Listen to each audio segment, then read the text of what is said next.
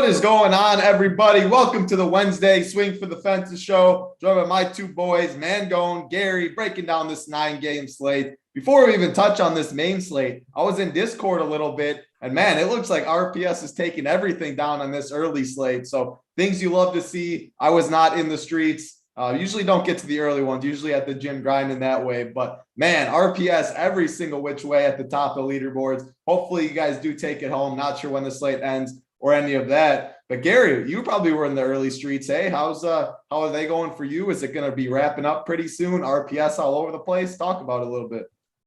Yeah, I mean, it's been I think everybody was DC and I and everybody else were in line with Toronto, just full on stacking it up and then bringing it back with Jordan on the other side. So I think the majority of us have the two pitchers that are going right now in the Philly Texas game, which is only in the second inning. So we got a little bit here to wait out here, but we should. I think the 4 max or the 20 max $4 on the early slate. I saw a screenshot like RPS was like the top 20 lineups in there. So hopefully we bring it home today. Yeah, that is crazy. I mean, man, I was scared yesterday. I was over Toronto in the White Sox game yesterday. I was very, very nervous for up until the 6th inning or 7th inning. Extras helped a little bit. Alejandro Kirk went deep. Saw he went deep today again. Jordan with the double dong. So always cool to see the RPS logos up top. And hopefully we get it home there. Mangone, were you in the early streets at all? I know you tuned into the golf show a little bit. BigT, Uncle T, Tambo, and JSU just got off the premium golf show. So if you haven't checked it out, check that out. What's going on in your world, Mangone? No early baseball for me. I had a one bet that came through, got the Giolito under, so that's good, but nothing else really too crazy today. Was getting, sometimes you got to do some chores, right? Some adult stuff, right? Title. So I did some of that, started trying to get some of this content up and started looking at the slate because it's an interesting one. It's just one that you don't have a lot of obvious stuff. And I kind of like these slates typically, tough to grind through and figure out, but should be a fun one. We'll have to obviously break it down throughout the show, kind of talk it through and find those winners for the people. Absolutely. Yeah. It looks like pitching is definitely more condensed than hitting for sure today. Man, yesterday hitting was absolutely crazy. Man, go and make sure to fix that camera. Yeah, I don't know what's going on, but you're back. We can see that nice, pretty face of yours. Big grip in chat. He said, hoop in DC behind the paywall now. DC's been behind the paywall for a while. You can find it maybe once in a while. Sundays he'll be on the free show. I think tomorrow we're having a free show in the morning since there's an early slate and not a late slate. So DC is on that with Gary as well. So they'll be breaking that down. But yes, mainly DC behind the paywall. Got to be a premium member for that. And Hoop's on here a good amount for the free shows. He's got his son's baseball game. They got a baseball tournament this week. So that's why he's not on today, but he's still on the free show. However, his new premium content, The Assist, is behind the paywall when he does go live with that. I believe today he put that out. He talked about that yesterday. So his content today, if you do want to see his slate breakdown, who he is on, you do have to be a premium member. Check out The Assist that he does. We got our boy Snyder in chat. What's going on, Snyder? Hope you're doing well. Ready for some golf winners tonight. Chris saying JSU dropping naughty words. I haven't watched the golf show. I just tuned in the last 5 minutes. I did see them talking about that. So excited. I always build my golf winners tonight. So excited to go back, watch that show on 1.5X and see all that. We got J10, Michael Spriggs, Brandon F, Nadesify, Colin, Uzi, all you guys, Mike in chat. We appreciate you guys hanging out with us. Do us a favor, hit that like button as always, hit that subscribe button as always. We do appreciate it. But I say we dive right in. We got a 9-game slate. Looks like the only weather concern today is in Baltimore. I don't know if either of you two want to add on to that. It's still way 2 hours plus until opening pitch. So I always look in Discord. If anything changes, I listen to the Up to Lock show. If any of the guys have anything to say with that. So we're going to talk about it, assuming it plays. There could be delay risk, maybe a postponement risk, but we'll know way closer to lock. We'll be in the Discord talking about that and stuff. So let's dive right into pitching. Gary, I'm going to start with you. Let's go Carlos Rodon all the way to, we'll go 8K and up to Shane Baz. As I said, pitching looks to be a lot more condensed today. The one in this upper tier range that I expect to get a lot of ownership, Shohei Ohtani. I mean, man, first of all, what he did yesterday, that gave me chills a little bit seeing what he did, and absolutely insane. Unfortunately, he can't play him a hitter today, but he's been very, very good on the mound so far. 8.5K just seems like a misprice. He's going to get a lot of ownership for sure. And then I think a lot of people are going to go down low to George Kirby at 6.6, but we're going to touch on him later. Gary, Shane Baz at 8K, all the way up to Carlos Rodon at 10.2. Break down this top range for me. Yeah, I mean, Shohei Ohtani, I mean, he's 10K on FanDuel, so that can give you an idea of, DraftKings just hasn't figured out, for one, how to price him correctly when he's pitching, and for two, how can we roster him pitching and hitting at the same time? It seems like it should be something easy. I know Draft Cheat has been beating this dead horse every fifth day on his starts on Twitter. And they still can't get it right. So, 8,500 for him is just way too cheap. I mean, he's going to be 50+% owned on this slate, but for good reason. He's in a great matchup here against Kansas City. They don't strike out as much as I would like, but I mean, they're not any world beaters either. So I think his talent can overcome that here. So yeah, definitely like him. I don't actually hate taking a shot on Shane Baz here at 8K. I mean, he is a very talented, I think he's one of the Tampa Bay's top prospects here, one of the top prospects in all of baseball, has extreme high strikeout stuff. He's got a 5.5K prop here. I probably won't do it on this slate just because he's facing the Yankees, dangerous lineup. But he is home in Tampa Bay. I don't hate it. He's going to be very low owned on this slate. I think I don't hate it per se, but I don't think I'm going to do it a lot here. And I don't think actually going up here, I'm looking at all these guys. I don't think I have much interest in anybody up here outside of Shohei Ohtani. I mean, Carlos Rodon, he's 10.2K. He's facing the Braves here. The Braves have a healthy 4.7 total here. It's very, very hot in Atlanta right now. I'm not in Atlanta, but I checked out the weather earlier. It's 95 degrees there. Got 10-mile-an-hour wind blowing straight out to center. And they have a hitter's umpire. So I don't think I'm going to be on either pitcher in that game. And Lauer, I'm going to be attacking tonight with bats. So definitely not going to be on him. Skubal, another guy. I've been on him. Stevie's been on him for a long time. He's scuffled the last two starts against Texas and Toronto. I'm not going to go here against Boston. Boston's just been hitting the ball really well lately. And no Sonny Gray for me and no McKenzie. So really, I'm going to load up on Ohtani up top. And maybe if I'm doing 150, which I haven't decided yet if I am, but if I do, I will have some Baz.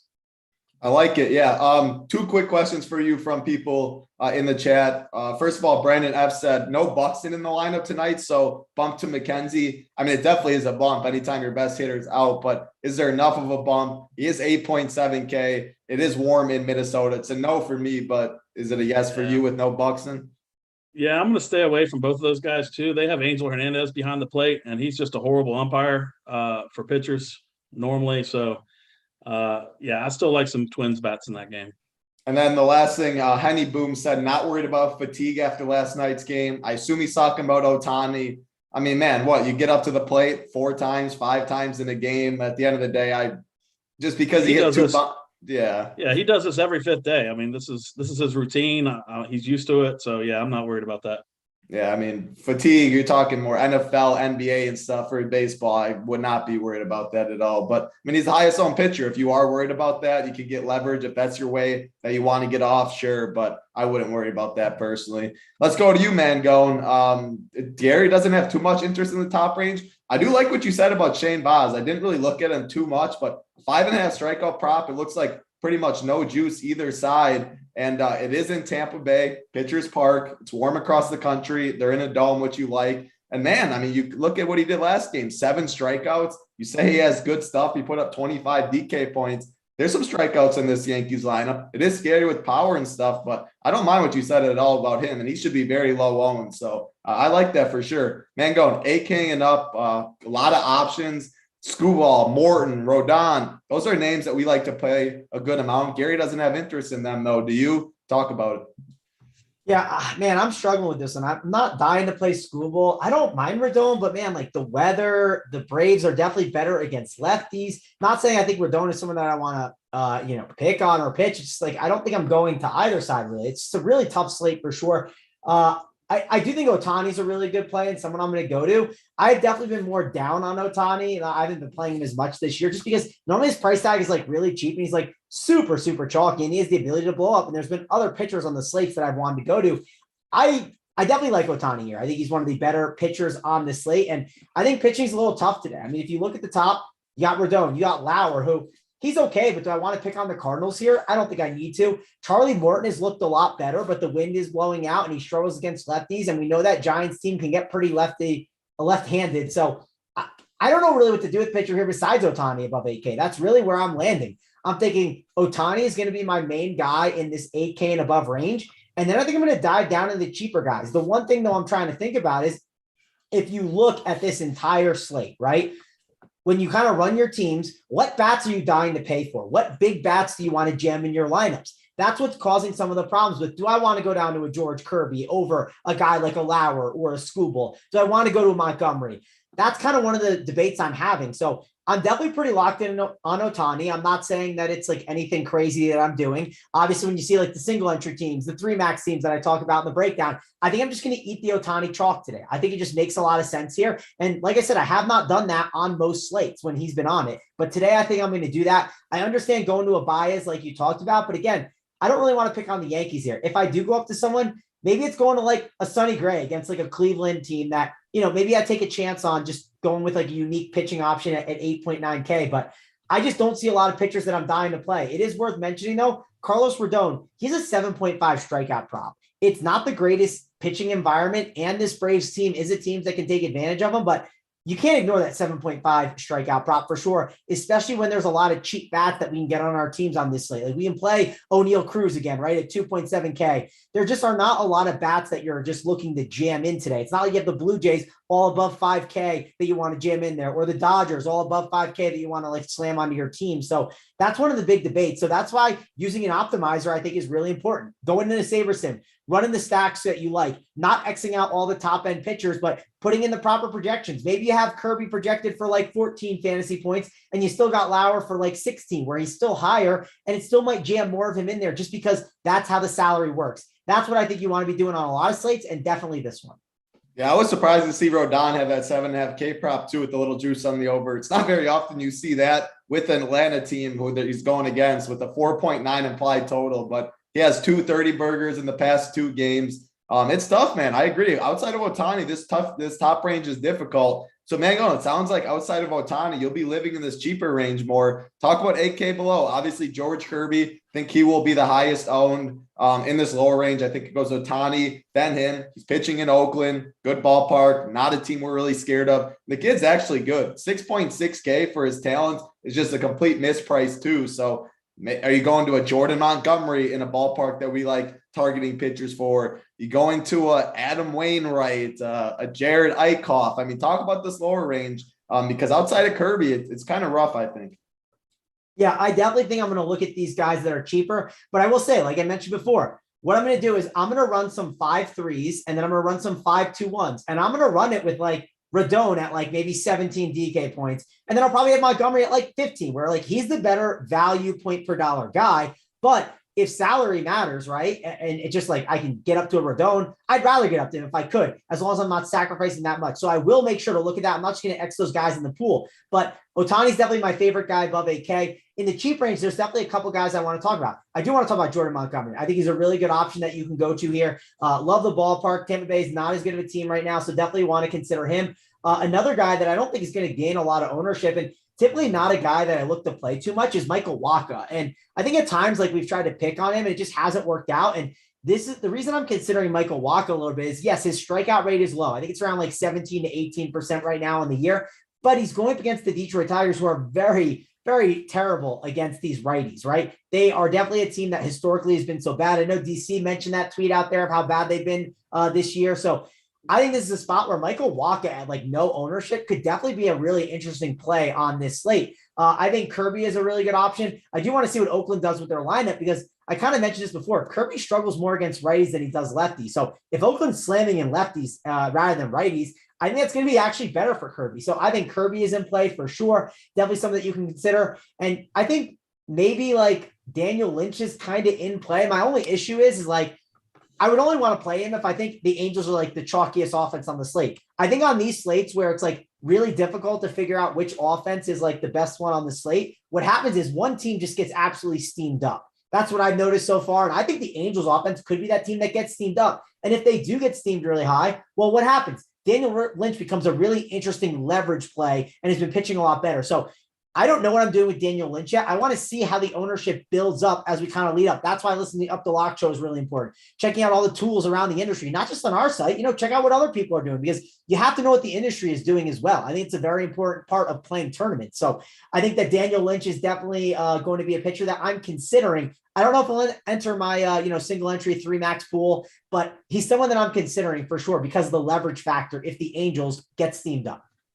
Yeah, I don't mind your Michael Wacha call, actually. The total has come down throughout the day. It is chill. I mean, not cold by any means in Fenway, but seen 95 in Atlanta, 86 in Minnesota. It's only 65 at Fenway. Good pitching weather. Like I said, the total has come down. My only hesitation a little bit, Detroit's been hitting the ball a little bit lately, which we haven't seen as much, but I think Wacha makes some sense. And man, I also like looking at the 2 price differences between FanDuel and DraftKings. He's 8.4K on FanDuel, 6.8K on DraftKings. So you get out with pitcher, you give me 14 from Michael Wacha today. I'm signing up for that at low ownership. So I think that call makes some sense for sure. Before we get to Gary, I see Gary in chat saying, get those likes up. Smash that like button for us, please. 350 watching, 120 likes. Hit that like button. And while you do hit that like button, please hit that big red subscribe button for us. I see 9.21K subscribers. Yesterday was 9.19. So had a good amount of people hit that. And we always do appreciate it for sure. Gary, going to you, 8K and below. You have to touch on George Kirby. He's going to be high owned. How are you going to approach that since you do like Ohtani? And talk about a couple other people you have interest in down below.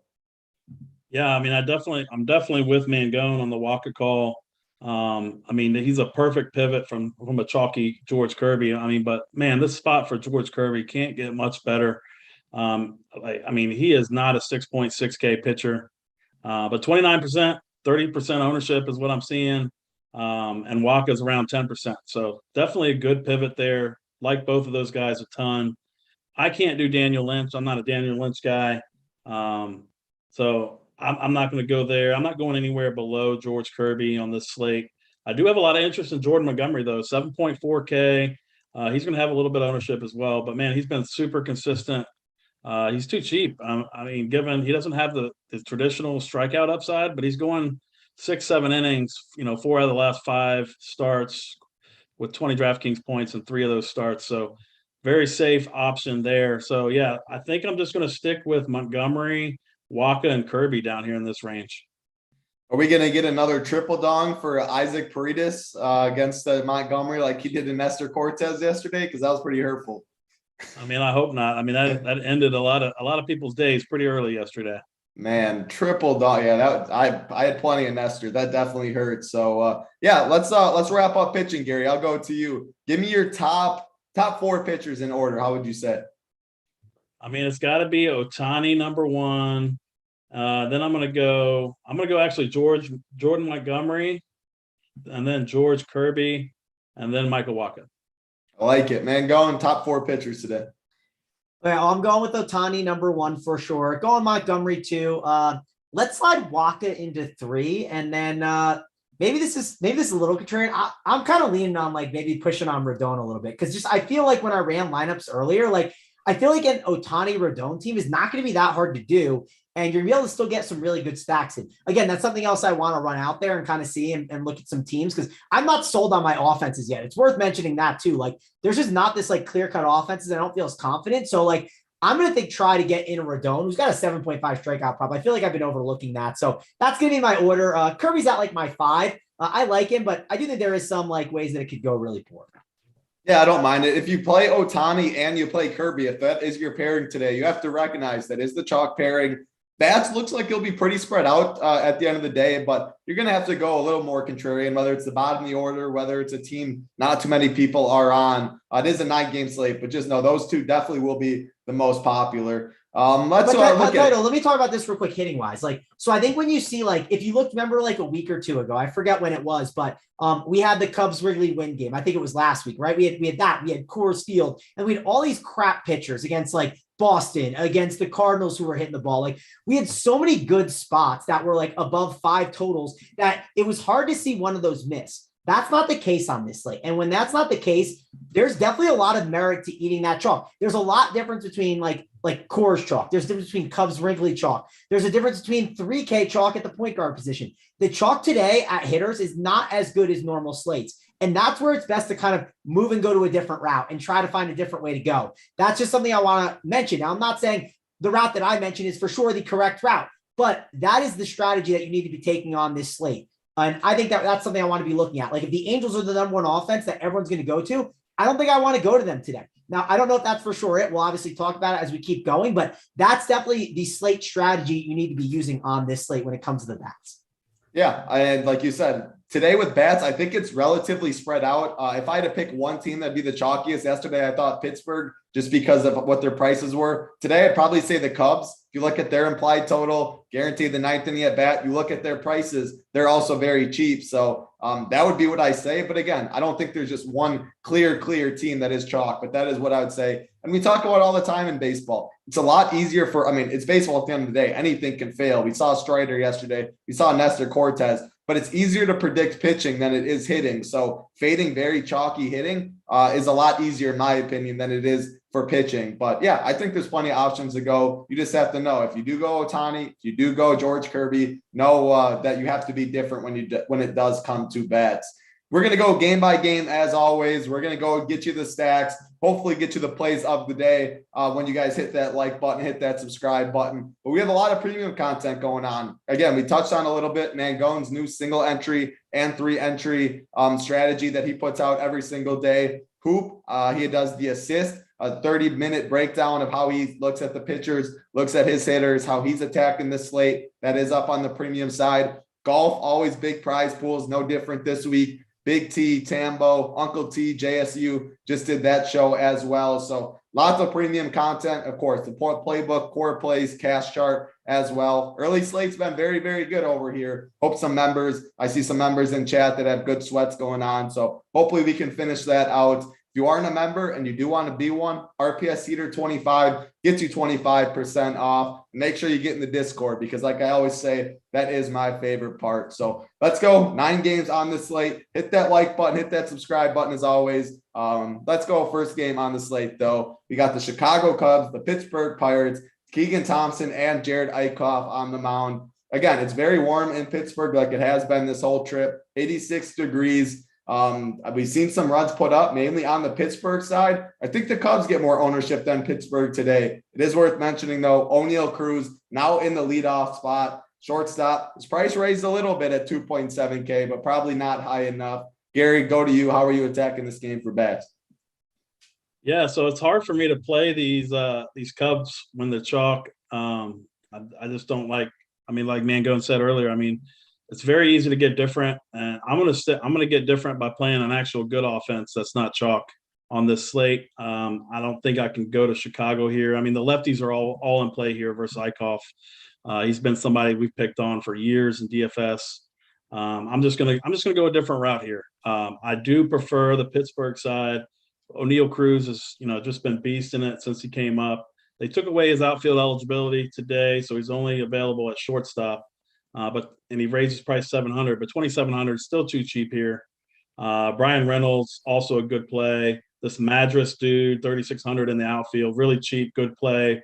Vogelbach went off yesterday, $2,700. Really, really cheap, but you can fit, I don't think I'm going to 5-man them just because I can't stomach 5-man in a Pittsburgh lineup, but I definitely like 2 or 3 mans here and pairing them with a higher priced offense here. So definitely like the Pittsburgh side more. Yeah, both these teams offer salary relief for sure. If you look at top to bottom, like Cal Mitchell in the 5-hole, 2.3, Vogelbach 2.7. The highest priced guy, Brian Reynolds, 4.2, Madras 3.6K, and then everyone else below 3K. So they're not going to be nearly as chalky as yesterday. The Cubs, I think they're just ownership's kind of going to flip-flop is how I see it. Man, go and break down this game. It's warm in PNC Park. We don't usually target too many games in Pittsburgh, but we have been lately. So talk about Cubs, talk about the Pirates. Yeah, I mean the Pirates yesterday, they were, not as good a place as we could have hoped. I mean, some of them got the job done, right? Like Vogelbach did pretty well, but it wasn't like the day before. This Cubs team, they definitely like they're going to be chalkier today. You got Ortega at that one hole for a pretty cheap price tag. Contreras helps fill a really, really easy catcher position. I think Patrick Wisdom at 3.5K. He's a phenomenal option as a value play, so you do not want to ignore him. Ian Happ, another one that can definitely take advantage of a guy like Eichhoff in the 4 hole for cheap. There's just like some really good options here for cheap price tags that you can get on your teams. I like the Cubs today, but I think they're more of a 3-man stack for me. I don't think I'm jamming in that 5-man stack. I think they're better suited for that based on their salaries and how this slate is constructed. So that's where I'm going right now. I do think Jared Eichhoff is not very good, one that you can take advantage of, but not dying to play the 5-man stacks. If you do think the Cubs 5-man stack is worth it, again, run those 5-man stacks. Like, you're going to get stuck with some of these bottom of the order guys. You're going to get stuck with Jason Hayward and Rivas at the first base position. There's some opportunity cost always at first base. So I personally think that I'm more so looking at playing that 1 through 4 and kind of making them more of a, probably more of a mini stack. Maybe I'll add in like some of the bottom of the order guys like a VR for cheap or a Nico Horner, just because I think that those are options that if you put in like the 3-man stack, you can get them a little under owned. But overall, this is a game I'm not looking to load up on. I think I'm more looking at the 3-man stacks on the Cubs and maybe some 3-man Pirates, or maybe like an O'Neill Cruz as like a one-off, right? There's a lot of still good options here on the Pirates that I don't want to ignore that are some good salary relief options. Just the question is, does that help you get in the big time pitchers that you want to get and those big time bats, right? Because that's why we're playing these guys, because they're nice salary relief options. Before I even get to the next game, Mango, and I know you had some interest in Daniel Lynch a little bit. It only gets better for you. No Mike Trout in this lineup. So, man, you can't play Ohtani in DFS. There is no Trout. That lineup does not look anywhere near as tasty as it did before. So I don't know if you want to say anything about Daniel Lynch, if that moves it up a little bit. I mean, it can't move it down, that's for sure. Best hitter in baseball, not in the lineup, but that is interesting to note. Anything you want to say, Mango? Yeah, I mean, what's a David McKinnon? Do we know? I mean, he's played a couple of games, it looks like, this year, but in the 4-hole, min price. And maybe he's some prospect I don't know about, but like this lineup looks awful, right? I mean, Taylor Ward, Ohtani, and you're not getting, I mean, obviously Ohtani could be out early. You never know what can happen, right? Luis whatever his name is, I can never say it. Renifo, David McKinnon, Max Stassi, Matt Duffy, Brandon Marsh, Juan Lagares, and Velasquez.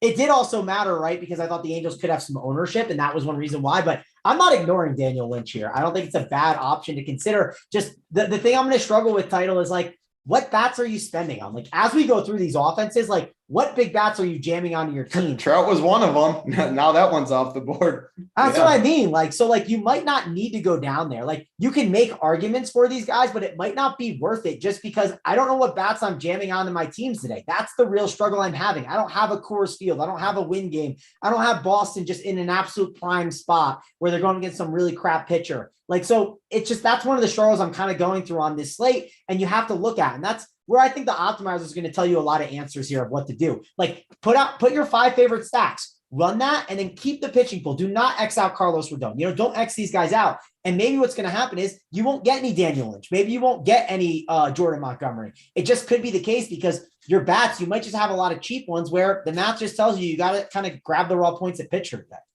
Yeah, well, when we go through these games, we'll try and pick out some expensive bats. I mean, there's always some expensive bats. We talked about it yesterday on the premium show. I shouldn't say we, the guys on the premium show did. Baseball is a unique sport where people were asking yesterday, like, I wanted a 5-man Pittsburgh and 3-man. I forget who the other team was. Baltimore, maybe, let's just say, or something. And they had 5.5K salary remaining. At the end of the day, you can leave that much salary in baseball because it's all about your roster construction where you just don't need at the end of the day. If you want to game stack Pittsburgh and Chicago that is very cheap and you think Kirby and Ohtani are the best pitchers, that lineup could leave $4,000 in salary, and that is fine in MLB. In NBA, you are never leaving anywhere close to that. A lot of sports, there's no NFL, you aren't leaving $4,000 in that. Baseball, you absolutely can, though, so don't be afraid to leave salary. This might be a good slate to do that on, but let's get to the next game on the slate. Washington Nationals, the Baltimore Orioles, Patrick Corbin and Tyler Wells on the mound. Again, this is the one weather concern game that it looks to me.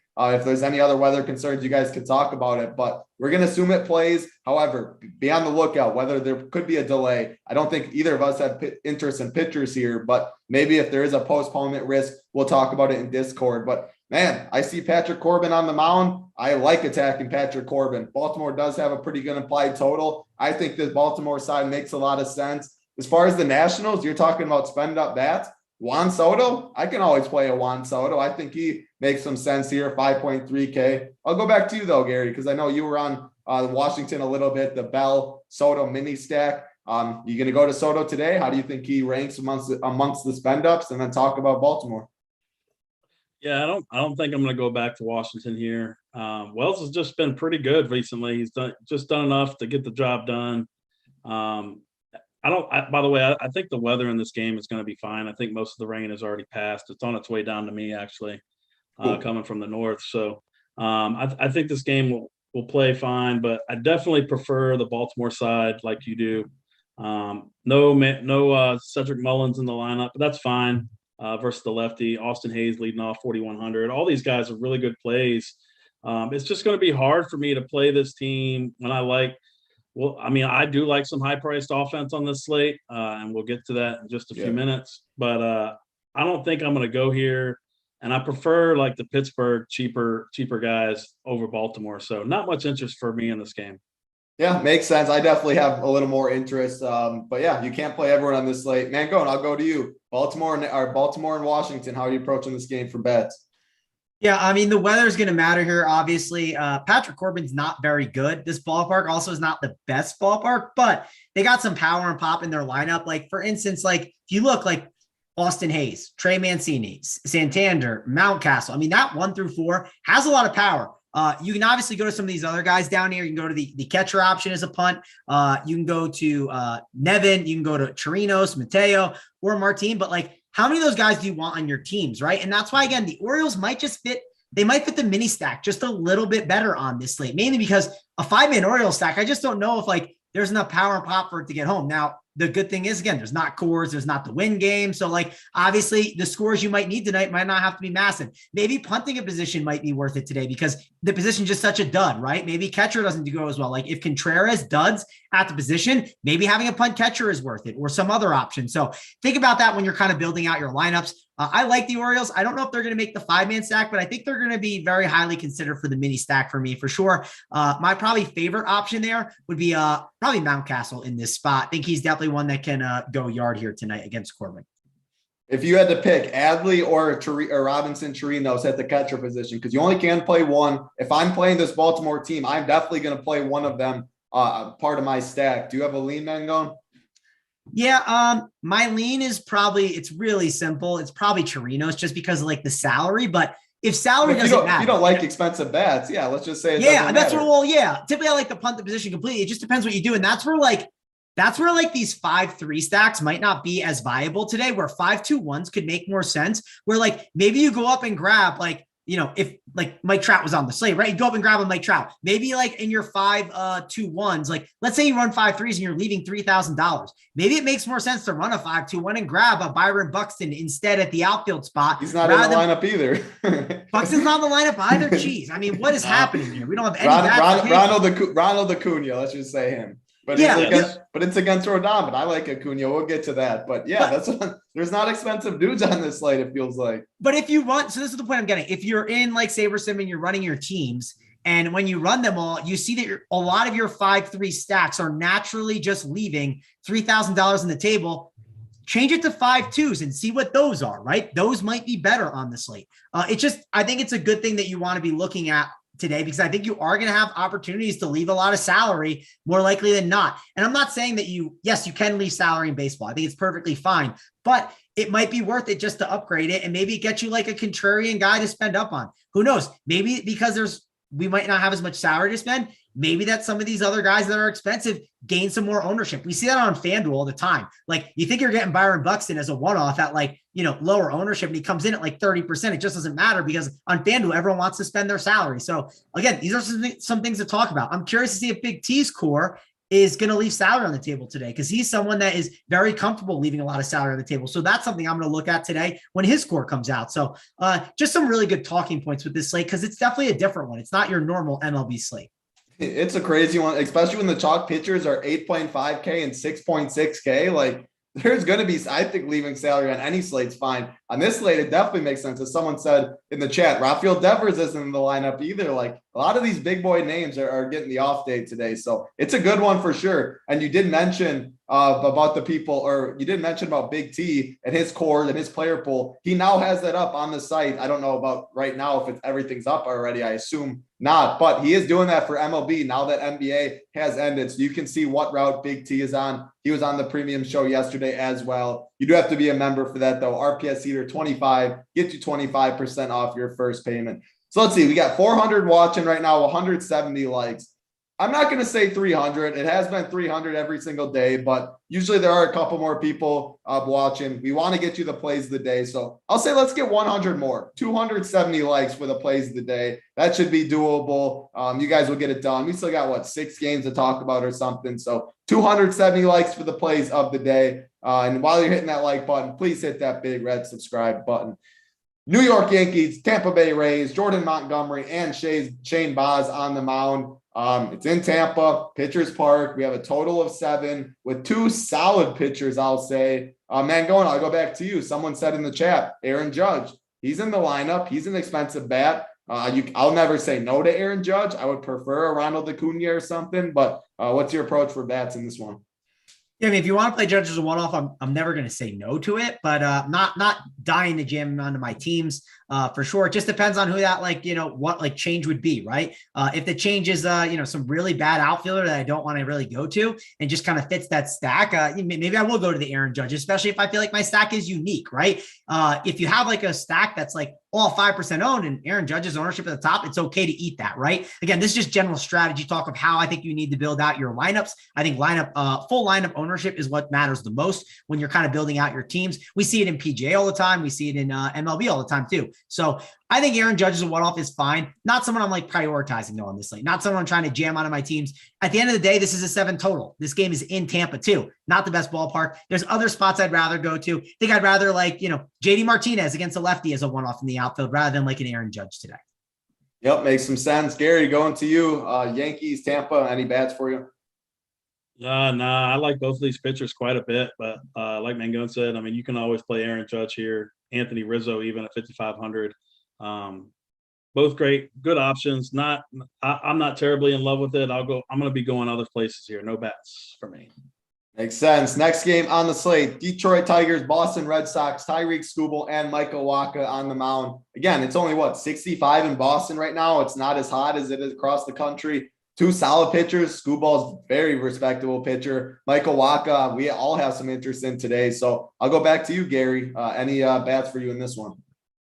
Oh yeah, for sure. So on the Detroit side, I'm not going to be stacking this team, but I will leave Riley Green in my player pool. Just a young stud prospect, 2,100 in the outfield. Good option here against Wacha, but definitely have a lot of interest here in Boston. I'm a little sad that Devers is not in the lineup, but definitely like this lineup. JD Martinez, Xander Bogaerts, Alex Verdugo, even lefty. Skubal has been sputtering the last couple starts. He gives up a lot of hard contact. He gets a lot of fly balls. It's not my favorite offense of the slate, but I definitely like all these guys. And they also have one of their top prospects in the lineup, batting ninth, Jeter Downs, Stone minimum price. He's kind of like he's not as good as like Riley Green and Michael Harris and O'Neal Cruz, in my opinion, but he's one of their better prospects. So definitely like this Boston team. I will have some 5-mans in my 150. Is he a power speed guy? Just a slap hitter, gets on base, takes second? How would you describe him? I mean, he's more like an average speed guy. He doesn't have the powers the other guys have. Gotcha. I mean, yeah, he's mid-price at a shortstop position. Again, we talked about it. Maybe salary doesn't mean as much today, but if you're second Boston, mid-price Jeter Downs at shortstop, I think you could do worse. Mangone, Tigers, Red Sox, any bats for you? Yeah, I definitely don't mind the Red Sox side. I don't know if they're for sure going to make the list. I keep going back and forth on it. Definitely some good price tags, like you mentioned. On top of that, like Skubal, he has his struggles against righties and typically power righties. So like this does line up where there's some opportunity here. If this was like, a big 13-game slate and a lot of good spots, I wouldn't be considering it, but I have to consider it a little bit because, hey, at the end of the day, I need some home runs, right? This could be a slate where like getting that 2 home run game could be massive. And I think that a guy like JD Martinez, Xander Bogaerts, they're all really good options, and we might have the salary to be able to jam them in there. So I like Boston. They're in play, but they're not like one of like my priority plays on this slate. Still trying to decide if they're going to make that final cut of like my top 4 favorite stacks, but they're in the conversation right now. As we get to the end of the show, I'm curious to hear your guys' list of stacks and my own too, because I'm still not sold on like one route or another for sure. Yeah, there's not one clear spot on the slate, which is good, because pitching, you know where the ownership's going to go. Where it's hitting, it's going to be spread out. A lot of options, a lot of totals between 4.4 and 5, sitting right in that range, with none just standing out. So it's an interesting one. Let's get to the next game on the slate. The San Francisco Giants, the Atlanta Braves, Carlos Rodon and Charlie Morton on the mound. You see those two pitching. This game reminds me just like the Toronto White Sox game yesterday, with two respectable pitchers on the mound, but it is very warm. Total is at 9, which you wouldn't expect, but it's 95 degrees, winds blowing out 10 mile an hour to center. And man, these two teams absolutely smashed yesterday. Braves lineup, we always talk about top to bottom, very good. Giants lineup's also good. It's just hard for DFS since you never know who's going to get pinch hit and who's not. Gary, I think you got some interest in these Braves as usual for sure, but I think it makes sense today and talk about it, because they're not going to be crazy high owned like you sometimes see it. Yeah, I mean, I like both sides of this game, actually. I mean, Morton's been really good lately. But yeah, I'm going to go back. I've been attacking these hot weather wind games. It's not as dynamic in Atlanta, say, as it is in Wrigley, but I mean, man, you can't ignore it. I mean, it's hot, humid, wind blowing out. I mean, it's perfect environment for bats in this game. I love both sides. I mean, you're going to get San Francisco probably at 5% ownership. Jock Peterson leading off. He just got his World Series ring a couple days ago in Atlanta. He's wearing the pearls. He's back home in Atlanta where he won the series last year. I think he could do some damage here. I think he might end up leading off here with the dong. Send it over the chop house over there in right field. So definitely like Jock Peterson, like all the lefties here. Luis Gonzalez, 2,900, batting second, like him as well. Brandon Belt, 4,600. Definitely prefer all these lefties. I think they're a little safer from. I mean, Luis Gonzalez, I mean, he's been really good for them this year. Brandon Belt, he's not going to really get pinch hit for 4,600 at first base.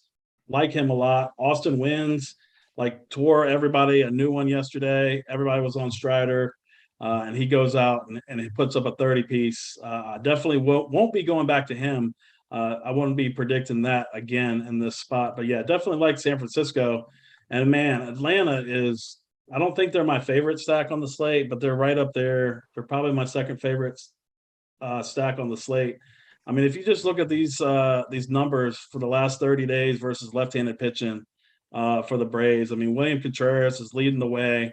He's got a 1,400 OPS versus lefties over the last month. Adam Duvall has a 1,200 OPS. Ronald Acuna has 1,000 OPS. Austin Riley, who's getting the night off, unfortunately, tonight, he had an 1,100 OPS. But even Dansby has a 900 OPS. I mean, all these guys are smashing left-handed pitching. I'm definitely going to have a lot of Braves in my lineups. Yep, just another day ended in Y, but I like it a little bit today. And man, Ronald Acuna yesterday, absolute missile out to left.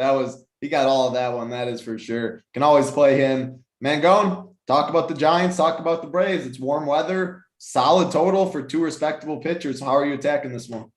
Yeah, it's definitely interesting. Like, one of the big talking points to have is, like, I understand what Gary's saying with the Braves, but like, I wish I knew which left-handers they've gone against, because Carlos Rodon, like, he is not one to pick on, but Vegas does think that there's going to be runs scored, right? Like, they do have this as a pretty high total. I mean, overall, it's a 9 total. It's a higher on the Braves side too, which surprised me. I did not think I would see that. If you told me just to pull up the slate and kind of go through and look at Vegas numbers, that's when that would have like kind of jumped out to me, and I was surprised about it. Typically when that happens, you have to think a little bit about it. And the Braves are a team that I am thinking on. I don't know exactly what to do with the situation, but they're not making a top stack page for me right now.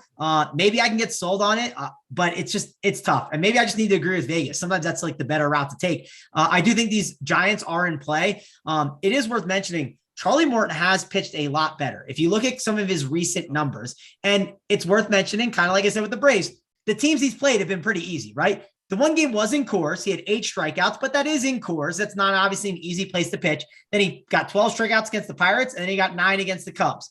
This is definitely a different team.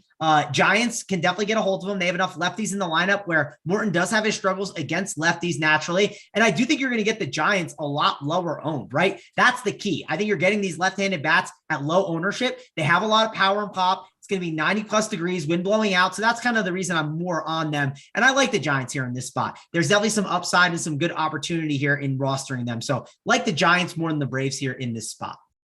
Gary, how big of a fan were you of Chipper Jones? That guy, I saw him. So the reason I'm a Braves fan, I live in Virginia, right? So everybody's like, why are you a Braves fan? Well, the Richmond Braves were the AAA team for the Atlanta Braves back in the early 90s. Late 80s, early 90s, back when I was, 10, 11, 12 years old. And I grew up, I went to Richmond. I saw Chipper Jones play. He quickly became my favorite all-time player, and he still is to this day. Hey, that's a good story. And I had no clue why you were a Braves fan either, but all of this definitely makes a lot more sense. So there we go. It reminds me of for the back at home for hockey, the Milwaukee Admirals, they didn't have a team. It was the Nashville Predators. Now, they aren't my favorite team, but very similar where got to pick up a team and definitely makes sense. Colin said in chat, Peel to Chipper Jones, which made me laugh. And sure enough, that is your favorite player. I don't know if you knew that or not, but I like that story. Hard not to like good old Chipper Jones. Title. It's easy to hate Chipper Jones when you're a Mets fan because he destroyed us. Like he was one that like there's guys on each team that like kill your team. Like Chipper was one of them. I forget which one was the Phillies one. I think it was third base. Was it Scott Rowlands? I'm blanking on names, but Scott Rowland, yeah. Yeah, he destroyed us. There was another guy who was an outfielder, was a righty and destroyed us. You're just going to go a laundry list of names that just destroyed your Mets, aren't you? Yeah, we all have them, right? Guys that just beat us up a little bit. So, I was not a Chipper Jones fan. So I understand why you were, though, Gary. It definitely makes sense as being an Atlanta guy. And it makes sense for me being a Mets. Mangone called Chipper Larry Wayne, probably. I don't even know who Larry Wayne no clue is. That is. Yeah. Larry Wayne, that's his real name. Well, no, I didn't call him that. I forgot that was his real name, though. That is correct. Now that you say that, I remember him having a different name, obviously, than Chipper Jones. I should have realized that. Yeah, but I would not have pieced 2 and 2 together. That's for sure. And then we didn't mention in this lineup for the Braves, but Austin Riley is not in it. They got Phil Gosselin down there. I take it that's the one you just wouldn't play, Gary. Yeah, leave him out. Yeah. This is the problem. What are we paying for on this slate? Like at the bats, like it's just Ronald Acuna for Gary, Dansby Swanson. I mean that, but like the point I'm getting at is there's not a lot, right? Like if you're playing salary, there's nothing wrong with leaving salary. Y'all think Rodon's going to see more ownership because of all the lack of bats up top? No, he could, right? This is why I'm mentioning if you think like leaving salary might not be the best idea. And like, maybe that is like a reason to do it even more. Right. But it's definitely a talking point that we don't normally mention on these slates. And I think we need to talk about today because there just are not bats to spend on that you're that excited about. Like, yes, you could say Ronald Acuna against Carlos Rodon, like Gary, like any other day I can say Aaron Judge against a crap lefty. I can say all these pitchers, like the fact that your favorite guy to spend on is Ronald Acuna against Carlos Rodon just speaks to how bad the spend ups are today. Well, maybe in this next game we'll get to it. We're not done yet, though. We're not done yet. Yeah, we'll keep going. I'm excited to hear if there's any. We'll get to one that I always like. We're about to touch on. Just want to remind, though, I set the likes lower today than usual. 270 likes for the plays of the day. Do us a favor. Please hit it. Hit that subscribe button while you're at it so we can get you the plays of the day. 4 games left to talk about. This next one, the Cleveland Guardians and the Minnesota Twins. Tristan McKenzie and Sonny Gray on the mound. It's warm in Minnesota, 86 degrees, wind blowing out a little bit. You want to spend up, Mangone? I talk about this dude every single slate. Sign me up for a little Jose Ramirez action. I like him a lot today. I think he is probably my favorite spend up on the slate. Guaranteed the 9th inning at bats, good hitting conditions. I don't love picking on Sonny Gray. Like, I'm not going to go out of my way stacking these Cleveland Guardians, but man, his ownership looks to be pretty, I wouldn't say low by any means. Still might get some because people might see third base position, no Devers, no Riley. The more I talk about, he's going to be probably higher owned than I think because of no Devers, no Riley, and just the nature of the slate. But definitely have some interest in Jose Ramirez. Then talk about the Twins. They did some damage yesterday. No Byron Buxton in the lineup, man, which does hurt. So talk about this game, though. Another good game with hitting weather. Yeah, so if you look at third base, right, like Ramirez and Arenado seem like the two like top guys up to spend on. But I do think Ramirez gains more ownership than Arenado because based on what I'm seeing with the projection, right? That's what a lot of people just lean on. Yeah, I thought he was going to be when I was talking it through, like no Devers, no Riley. You look at the position, he is going to be higher than I thought. So that's tough. You don't want to one off a chalky guy. Yeah, I mean, I think you can, right? If you have like the lower owned bats, right? If you have like that, like I still personally, I don't love to do it. It's everyone has their own mindset of it. Like, I don't know. What do you think he's going to be today? It's still too early. I haven't dug in completely with the ownership and all. If he's 20 plus, I just will never play a one-off that's 20+% owned. Title, I don't mind it because if you look, like, I don't want to typically play the 20%, like 25, 30% one-off when he's a part of an entire stack that's at that ownership. Is Steven Kwan coming in at that ownership? Is Ahmed Rosario?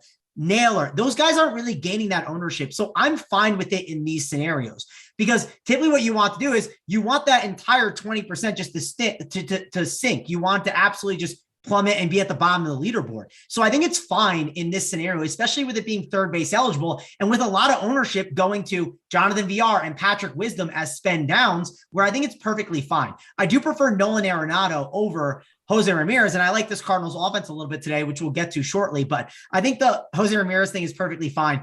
I don't mind some Twins here. I typically don't want to pick on a Tristan McKenzie. I wish we had Byron Buxton in the lineup. I think Luis Ariz, like Carlos Correa, Max Kepler, Gary Sanchez, they're all good options. Then you can mix and match like a couple guys from the bottom of the order. So the Twin stack is not terrible on this slate. You got the 86 degrees outside, wind blowing out as well. So that benefits. It's an 8.5 total. So Twin stack is definitely in play here on this slate against McKenzie. You're either going to see him strike out the side and just be absolutely on point, or you're going to see him have his struggles, which that can happen with McKenzie at times. So I think taking a chance on that is not a bad idea with the Twins on this slate.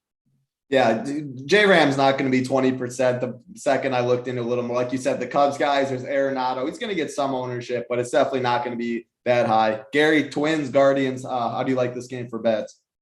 Yeah, I'm not really on these on the Cleveland side here. Definitely prefer the Minnesota side.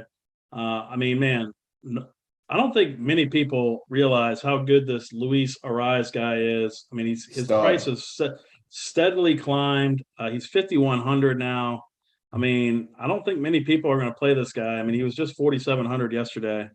Got a $400 price increase. You can play him at first base or second base. I would probably play him at second base on this slate. But man, he is starting to hit home runs now. I mean, he has he's leading the league in batting average, like a 380 batting average. I mean, man, he's just a total and complete stud. Definitely like Minnesota here. I don't think I'm going to 5-man him. I'm just because I'm going to focus on two 5-man stacks on this slate, and we haven't gotten to my other one yet, but definitely like them for minis here. Makes some sense. Let's get to the next game. I think this might be one of your 5-man stacks. The St. Louis Cardinals, the Milwaukee Brewers, Adam Wainwright and Eric Lauer on the mound. It is still warm in Milwaukee. I assume the roof's going to be open. Haven't seen for sure, but that's the assumption I'm going based off of. You said there's certain guys that just kill your teams. Man, Paul Goldschmidt has absolutely killed the Brewers day in, day out, years and years and years. He is in the lineup finally, he wasn't in the lineup yesterday, which gave him a bump down. They still got to Chi a little bit. But, Gary, is this your 5-man stack against good old Eric Lauer? I mean, man, you cannot get a better spot than the Cardinals have got here in this game. I mean, Eric Lauer has given up 12 home runs versus right-handed bats on the year. He has a 211 ISO allowed. He has a 500 expected slugging allowed, 349 expected WOBA allowed. He's allowing an 18% launch angle and a 172 average batted ball distance. I mean, all these righties are just going to pound him here. I'm expecting a lot of home runs. Starts at the top. Love Tommy Edman. Dylan Carlson, who is much better versus left-handed pitching, 2,700. Love him in this spot. I don't know if I'm believing these ownership percentages I'm seeing on these guys.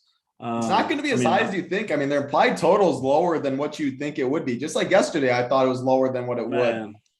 I mean, 20. I don't know, man. I'm seeing 3 or 4% on these guys. Well, I think a little more than that, but still, like I don't. It's crazy to me because this is the absolute nut matchup for these guys. Dylan Carlson, 2,700. Love him here in the spot. Goldschmidt, Arenado, Yepes, Heck, I even like Albert Pujols in this spot. He hits lefties really well, but you have to fade Paul Goldschmidt, and I don't think I can do that on this slate. But yeah, and Andrew Neisner, the catcher, 2,300. He's been hitting lefties really well. He's got a 211 ISO, 211 ISO versus lefties this season. Love this lineup, top to bottom. Will be my highest exposed 5-man stack tonight. You mentioned pretty much everyone except DC's boy yesterday. He was in the Discord. Again, if you're not a member, Discord, a very big product over here, Run Pure Sports. He said Nolan Gorman double dong. Sure enough, he did double dong. Now it is lefty versus lefty, but if you're expecting Lauer to get shelled, probably won't see him too much. Would you go a little Nolan Gorman in your St. Louis stacks? I mean, I'm not taking anybody out of this lineup in my 150 set. So everybody's going to be available. And if I get some, I get some. I'm not going to prioritize them lefty on lefty. I do prefer like a Dylan Carlson and Tommy Edman, those guys. But yeah, I will not X anybody out of this lineup. Everyone is in play for me.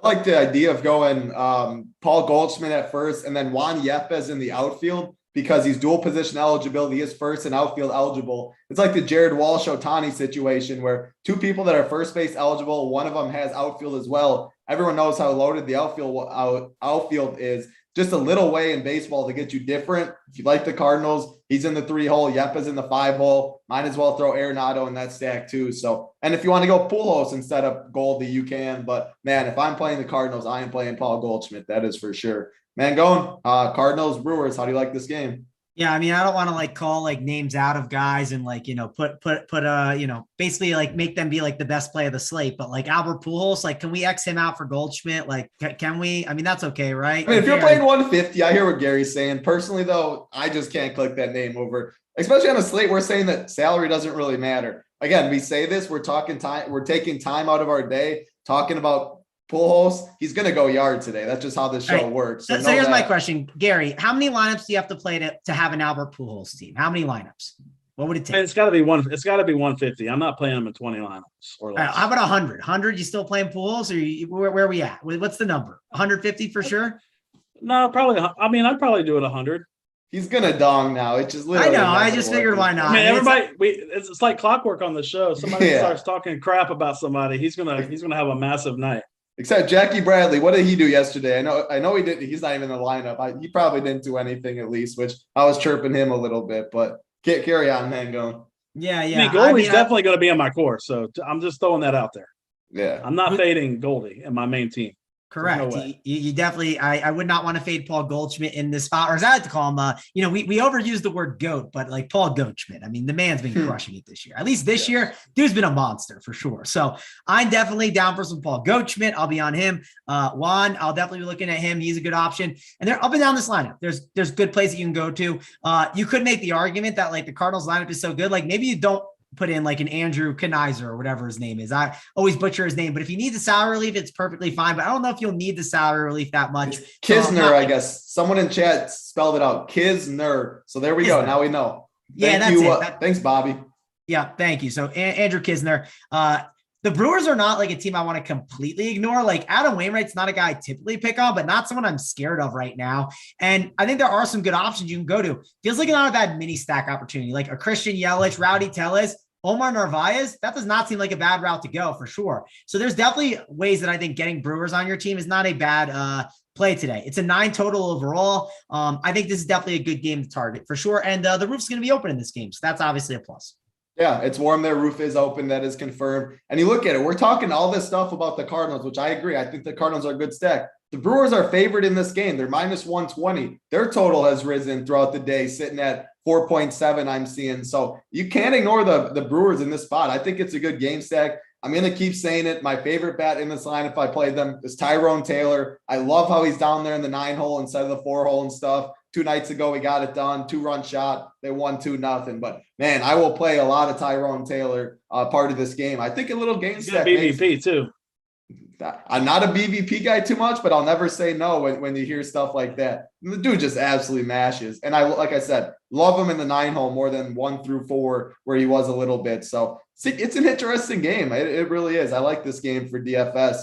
Let's get to the next game on the slate. 2 games left. We need 240. We need 31 more likes for the plays of the day. That's all I'm going to say. Hopefully we can get it home. Seattle Mariners, Oakland Athletics, George Kirby, and Paul Blackburn on the mound. This game might not take very long to talk about, Mangone. Any interest? Yeah, you're talking about this Oakland Seattle game. Yeah, I mean, 7 total. Like, we talk about this a lot. Like, do you really want to play a 7 total? Like, if you are playing anyone from a 7 total, it's kind of like maybe a one-off, right? Like, of like a power bat. That's really it for me. I know I saw some people talking in the chat about Seattle love. Like, I just can't get behind it here. I think Paul Blackburn, I don't think he's a great pitcher by any means, but I think he's good enough at limiting the damage and solid where I don't want to target him on this slate. I get it's a slate we want to get creative, but am I going to get creative with the 7 run total and stack it up? I don't think that's the right approach on this one. I'm with you, Gary. This is an easy cross off for me. Last game on the slate, Kansas City Royals, Los Angeles Angels, Daniel Lynch, and Shohei Ohtani on the mound. It is warm in LA. It's about 80 degrees. But, man, so the Angels have a pretty good implied total. It probably has come down a little since this show. But you look at this lineup, now that Mike Trout isn't in it, you can't play Ohtani in DFS. I mean, what? Are you going to want to stack a David McKinnon, Max Stassi, Matt Duffy, and Juan Lagares as your 4-man stack or something? How do you get to LA today, even with this total? And then the Royals, I mean, they've been putting up some runs for sure, but it's Ohtani. You can make the game theory approach as always, where Ohtani, highest owned pitcher on the slate for sure. The Royals have been hitting a little bit. You get all the leverage if it does bust. But Gary, can you make a case for the Royals? Can you make a case for LA? Man, I mean, this lineup is just really, really bad for the Angels. I can't do it. I mean, I know I'm not a real big Lynch guy. I might have to get some Lynch in my 150 set now with this lineup because I cannot do it. I mean, I don't know how are you going to play Matt Duffy? I mean, I don't know. I just can't do it. It's not worth spending time on. But yeah, I'm not going to have any bats from this game. Easy cross. Yeah, I hear you. Daniel Lynch is definitely more interesting without Mike Trout. That's for sure. Mangone, anything you want to say in this game? Yeah, I mean, I think a mini stack's not the end of the world, right? But I'm not dying to do it, right? Like, who you mini stacking? Like, I could see it better as like a 5-2, like so a part of the 2-man, right? Like a Taylor Ward and like a Max Stassi. Like, that's fine. Like, I could see that working out. It helps roster a catcher position that's not great, right? A lot of people are gravitating towards Contreras, has some power, and Taylor Ward is perfectly fine as a one-off. Like, Taylor Ward, if you were playing like a lot of teams, I wouldn't like X him out as like a one-off option. If you kind of built out your stack and he was your one-off, I think that's perfectly fine against Daniel Lynch. So, but other than that, I'm not really dying to play this game, right? I think there's other spots that I'd rather go to. As the full 5-man, I just don't think there's enough upside there. Yeah. Someone in chat said no Jared Walsh either. Yeah, it's lefty. He is not in the lineup as well. So this lineup looks gross. I agree. Taylor Ward, of course he can. He might get some ownership. I don't know if he'll get that 20% mark where I just wouldn't use it as a one-off, but I'll never say no to Taylor Ward, especially in this matchup.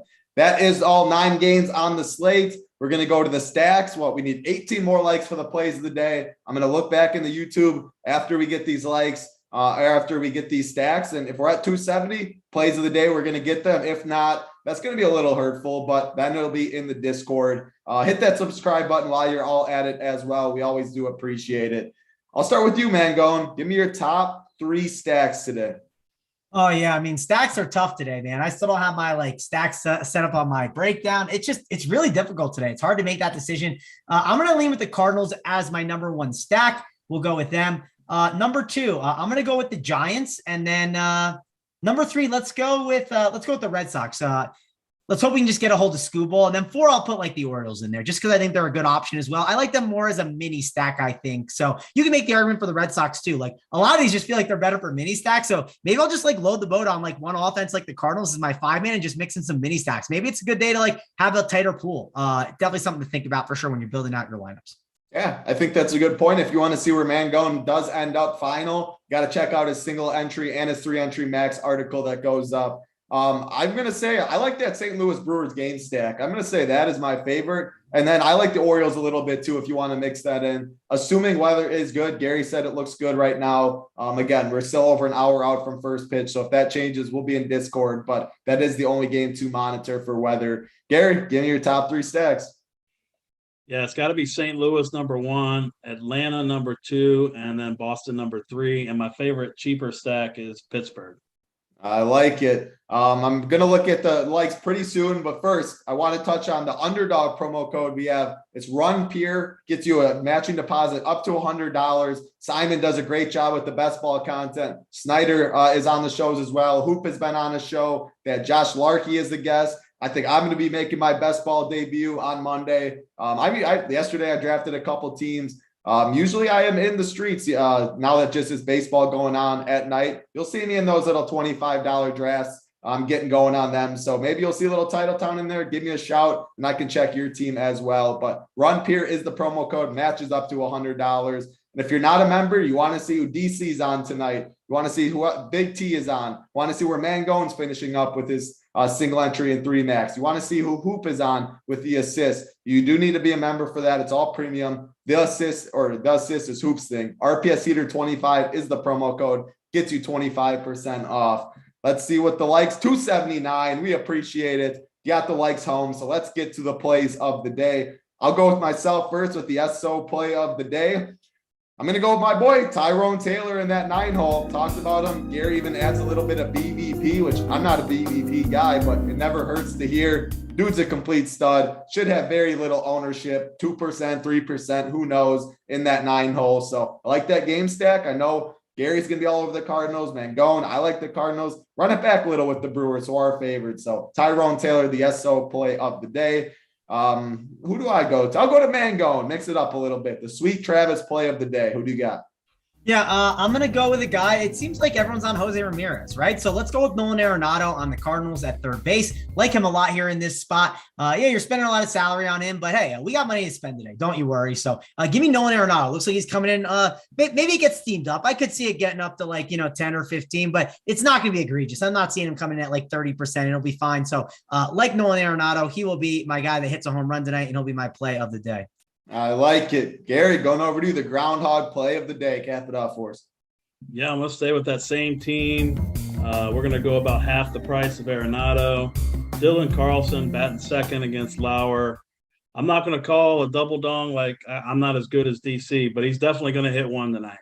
Dylan Carlson, Nolan Arenado, Tyrone Taylor, the 3 plays of the day. A great, fun 9-game slate. It's going to be an interesting one. Bats should be spread out. You can leave salary on this one for sure. All the content will be up as always. The premium show will be going live shortly after us. So we'll see you all in the live show chat. Hit that thumbs up on the way out. Hit that big red subscribe button. Appreciate all of you hanging out with us. Hope you guys and gals all have a great Wednesday night. That's going to do it for us, though. For Gary, Mangone, Simon Behind the Sticks, I'm Titletown. Good luck, everybody.